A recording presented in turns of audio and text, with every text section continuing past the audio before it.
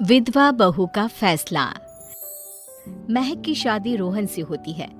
रोहन माँ बाप का इकलौता बेटा होता है, लेकिन फिर किसी कारण से रोहन की मौत हो जाती है। बेटा महक, तेरे आगे इतनी बड़ी जिंदगी है, फिर बच्चों की भी जिम्मेदारी। तू कोई काम कर ले। मैं तो कहती हूँ रोहन के ऑफिस में ही बात कर ले, शायद तेरे लिए कोई काम निकल आए। हाँ माँ जी, मैं भी यही सोच रही थी, लेकिन कैसे बात करूं, किससे बात करूं, कुछ समझ में नहीं आ रहा। अब वो क्या नाम था रोहन का जो दोस्त हुआ करता था, पहले तो बड़ा आता था हमारे घर। राकेश की बात कर रहे हैं? पर वो तो रोहन के बाद से कभी आया ही नहीं, पता नहीं कहाँ है वो। आया था, एक नहीं कई बार आया था, लेकिन मैंने बाहर से ही भेज दिया। घर के अंदर झांकता रहता था, मुझे ठीक नहीं लगा। अरे आपको तो पता नहीं क्या ठीक लगता है और क्या नहीं। उसका नंबर है मेरे पास, मैं आज ही फोन करती हूँ। सास राकेश को फोन लगाती है और शाम को घर आने का न्योता दे देती है। अरे आंटी, ओहो भाग्य हमारे कि आपने घर बुलाया। मैं तो कई बार आया, लास्ट टाइम तो अंकल से मुलाकात भी हो गई थी। हाँ, वो हम लोगों को निकलना था ना कहीं उस वक्त। अरे छोड़ो ना बेटा, बोलो क्या लोगे? आपकी बहू। क्या बकवास कर रहे हो राकेश? अरे मेरा मतलब ये है कि आपकी बहू कहाँ है?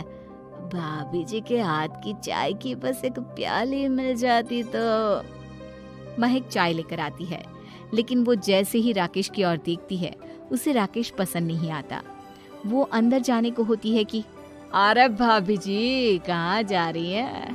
बैठिए तो सबके साथ। जी नहीं, बच्चों को खाना खिला रही हूँ, आप माँ जी से बात करें ना। अंदर जाने के बाद सास कहती है, अरे बेटा राकेश, वो क्या है ना, वैसे तो तेरे अंकल जी की पेंशन आती है, साथ ही ऊपर 2 मंजिल मकान से किराया भी, तो हम लोगों का तो अच्छा चल जाता है। लेकिन महक, उनकी चिंता आप न करें आंटी, आदेश दें बस आप तो। देखो भाग्यवान, रहने दो, कोई बात नहीं, मैनेज हो जाएगा। अरे क्या मैनेज हो जाएगा अंकल, हमें भी बता दें। आप चुप रहिए जी। अब वो क्या है ना राकेश, तुझे तो पता है कि रोहन के 2 बच्चे हैं, उनकी पढ़ाई लिखाई का खर्चा बहुत है। हम ये चाह रहे थे कि रोहन के ऑफिस में महक को भी अगर कोई काम मिल जाता तो। क्यों नहीं आंटी जी, मैं हूं ना, मैं बात कर लेता हूँ। वैसे तो आप हाँ ही समझिए। महक भाभी को बोल देना कि कल तैयार रहें मेरे साथ ऑफिस चलने के लिए। मैं मालिकों से मिलवा दूंगा उन्हें। महक अंदर से सब सुन रही थी। अच्छा आंटी जी, तो चलता हूँ, कल आ जाऊंगा। अच्छा भाभी जी, तैयार रहिएगा कल। राकेश तो चला जाता है, लेकिन ससुर सास पर बरस पड़ते हैं। मुझे ये आदमी एक पैसे का पसंद नहीं है। तुम इसे बोल दो कि हमें कहीं नहीं करवानी बहू से कोई नौकरी। अरे क्यों नहीं करवानी? सारा पैसा मैं इसके बच्चे और इसी पर उड़ा दूंगी, तो मेरी बेटी को क्या दूंगी? जरूरत क्या है तुम्हारी बेटी को तुम्हारे पैसे की? अरे वो तो पहले ही बड़े पैसे वाले घर की बहू है। अपनी बहू की सोचो जो अब तुम्हारी बेटी जैसी है।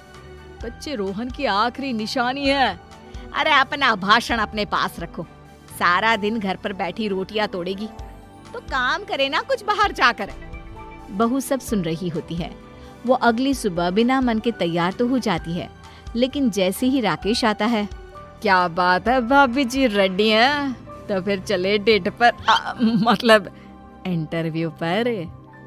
महक सामने आती है कि सामने ससुर जी खड़े होते हैं। हाँ महक बेटा, आओ चलते हैं, मैं भी चल रहा हूँ। ससुर को तैयार देखकर राकेश का चेहरा बन जाता है। अंकल जी, आप परेशान हो जाएंगे। अरे रहने दीजिए ना, धूप भी बहुत है। वैसे भी स्कूटर में तो 2 लोग ही बैठ सकते हैं ना। तो तुम चलो, मैं बहू के साथ अपनी कार से आ जाता हूँ।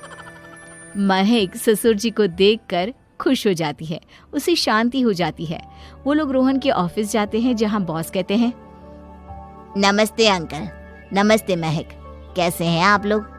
रोहन का सुनकर बहुत दुख हुआ अंकल। वैसे कैसे आना हुआ? बेटा, क्या हमारी बहू के लिए तुम्हारी ऑफिस में कोई काम मिल सकता है? हमने राकेश से इसी सिलसिले में तुमसे बात करने को कहा था। उसी के कहने पर हम दोनों तुमसे मिलने आए हैं। राकेश ने तो कोई बात नहीं की, ऊपर से उसने तो आज की छुट्टी ले रखी है, ऑफिस भी नहीं आया। बोल रहा था जरूरी काम से जाना है। महक और ससुर एक दूसरे को देखने लगते हैं। वैसे महक, क्या किया है आपने? I mean, इंग्लिश कैसी है आपकी? महक बॉस से अपनी पढ़ाई लिखाई और क्वालिफिकेशन के बारे में सब कुछ बताती है। ग्रेट, आपके लिए काम तो है लेकिन ऑफिस में नहीं। सर, मेरे बच्चे छोटे हैं, मैं फील्ड में काम नहीं कर सकती हूँ। मतलब वो काम घर से करना है, घर से रहकर बच्चे भी देखें और घर भी देखें, लेकिन हाँ, काम जरूर से करें। वो काम डाटा एंट्री का है, तो जब भी वक्त मिले काम करें, और इसके हम आपको अच्छे पैसे भी देंगे। महक बॉस की बात सुनकर खुश हो जाती है, उन्हें थैंक्स बोलकर घर आ जाती है। किसके साथ भेज रही थी तुम महक को? अरे वो कमीना, उसने तो ऑफिस से छुट्टी ले रखी थी, बात भी नहीं की थी उसने बॉस से बहू के काम के लिए। वो तो अच्छा हुआ कि मैं साथ में चला गया। हाँ, ठीक है, नौकरी मिल गई ना, इतना ही काफी है। समय बीतता है और एक दिन फिर दरवाजे पर दस्तक होती है। घर पर कोई नहीं था। महक दरवाजा खोलती है, देखती है तो सामने है राकेश। नमस्ते भाभी जी। नमस्ते, घर पर कोई नहीं है, आप कल आइएगा। अरे अरे अरे, कैसी बात कर रही हैं भाभी जी, हम तो आपकी मदद के लिए आए हैं। वो क्या है ना, अंकल जी का फोन आया था कि आपको किसी मदद की जरूरत है। महक को आश्चर्य होता है कि उसके ससुर ने राकेश को फोन क्यों किया। वो ससुर जी को फोन करती है लेकिन फोन नहीं लगता। नहीं, हम लोगों को किसी भी चीज की जरूरत नहीं है, आप जा सकते हैं। अच्छा, एक कप चाय तो पिला दीजिए। महक चाय लेकर आती है। चाय पीने के बाद, रोहन मेरा बहुत अच्छा दोस्त था, उसने मुझसे कहा था कि वो रहे ना रहे, उसके घर वालों का, खास करके आपका ख्याल मुझे ही रखना है, तो मैं कल फिर आऊंगा भाभी जी। नहीं, माता पिताजी है नहीं, वो 4-5 दिन बाद आएंगे। आप उन लोगों के आने के बाद ही आइएगा, मुझे ये सब ठीक नहीं लगता। अरे छोड़िए ना भाभी जी, लोगों का तो काम है कहना। मेरा मतलब है वो तो बोलते ही रहेंगे। आता हूँ मैं कल। महक को अब गुस्सा आ जाता है। हमेशा शांत और मधुर बोलने वाली महक पहली बार जिंदगी में फैसला लेती है, और फैसला होता है राकेश को सबक सिखाने का। बड़े बेशर्म हैं आप, किसने कहा आपको कि आप आए?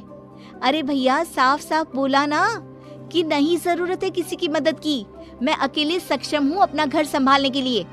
आज आखिरी बार बोल रही हूँ, इस घर की तरफ आंख उठाकर भी देखा ना तो देख लेना, वरना पुलिस के हवाले कर दूंगी। निकलो यहाँ से, या धक्के मार कर निकालूं। पुलिस का नाम सुनते ही राकेश वहाँ से 9-2-11 हो जाता है, और महक को अपने फैसले पर गर्व होता है।